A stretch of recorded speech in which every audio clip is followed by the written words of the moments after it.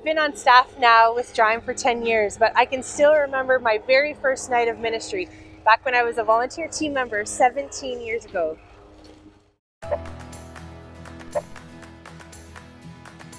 I joined this college drama team in my first week at university with no evangelism experience, but a desire to learn and grow and share Jesus with others.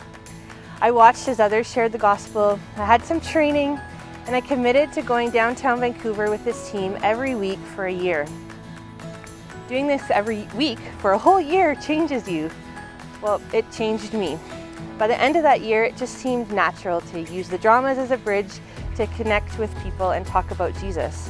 In all these years, I can't think of any time out on the streets with DRIME where I haven't had a meaningful conversation and been able to start sharing the gospel with at least one person. From Vancouver or Toronto to visiting our teams in Paraguay, Brazil, being in Hong Kong, or out with one of our African teams. I may have needed a translator at times, but the dramas are such a natural bridge in every cultural context that every single time people stop, conversations about life and faith happen, and I'm not exaggerating when I say this, but every single time I've seen it happen for 17 years. Fruit or impact look different. In Canada, people do open up and share vulnerably with strangers. Maybe you've noticed this too, but to actually commit to following Jesus, well, that usually takes a few more conversations. In Africa, our teams see dozens of people committing their lives to Christ each week and get to connect them with a partner church. It's hard to measure fruit, but it's easy to see that this tool to engage people in spiritual conversations around the world is still working. Our job is to be faithful to share the good news that Christ brings in our culture and context. And so, as DRIME, we continue.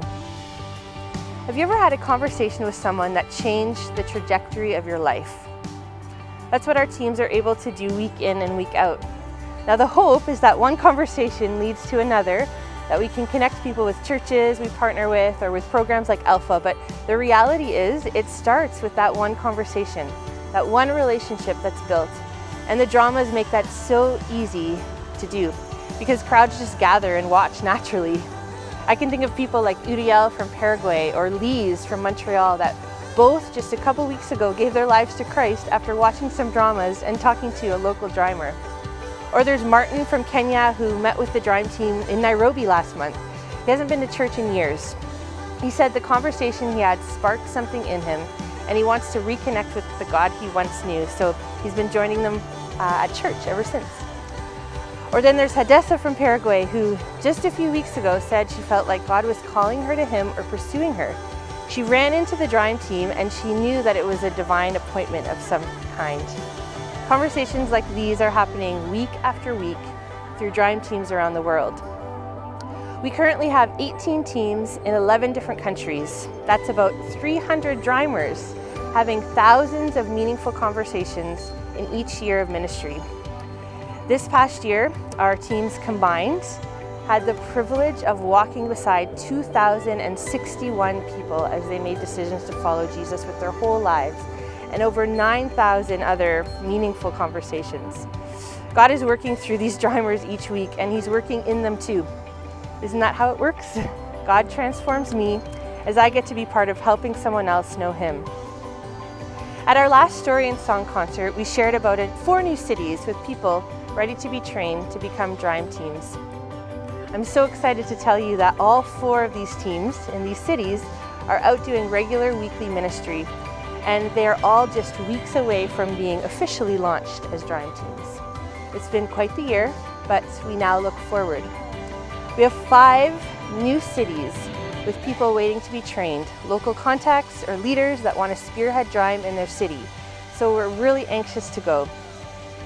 Would you consider partnering with us to launch these 5 new teams in these new cities?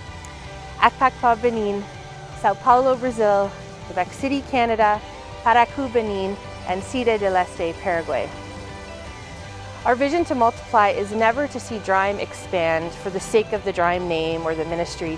It's always so that more people can come to know Jesus and the hope that He brings.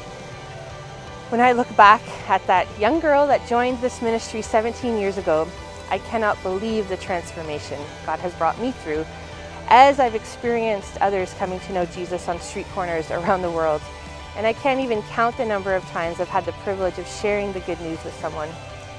And I am just one DRIMER. This is the story of every DRIMER around the globe. A bunch of really ordinary people being used by God to help others come to know Him. Our vision is to see Jesus made inescapable on street corners around the world. One team, one time of ministry, and one conversation at a time.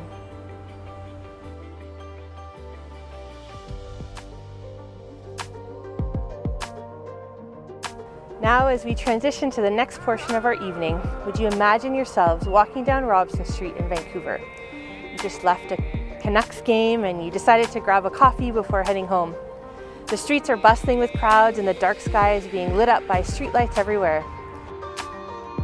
You notice someone playing the guitar on one corner and someone else selling hot dogs on another when you hear it.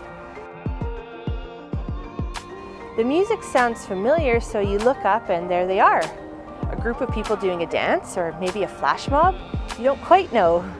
You move in closer and they have the word DRIME on their black t-shirts. You stop with the crowd and see someone wearing a white shirt. He stands out a bit. Someone comes up beside you and tells you that the man in white is representing Jesus and that this drama is the story of Jesus' life. He meets the lonely, lifts up the humble, fills the needy, and even raises the dead. As you continue watching, you see him die. Those same people crucify him, and it actually gets quite sad. The crowd on Robson Street gets quiet and a few point or make comments. You continue your conversation with the girl that stood beside you, and she asks you about your own life. You both continue watching together as the story ends, and the man in the white shirt defeats death and comes alive again. Somehow you feel connected to this story, like perhaps there's something in it for you. You weren't expecting to have such a meaningful evening just walking to get coffee, but you realize that the drama in front of you and the conversation you're engaged in have allowed you to encounter Jesus in a new way. This is the story that we want to keep telling. It's the greatest story ever told, and it's filled with hope.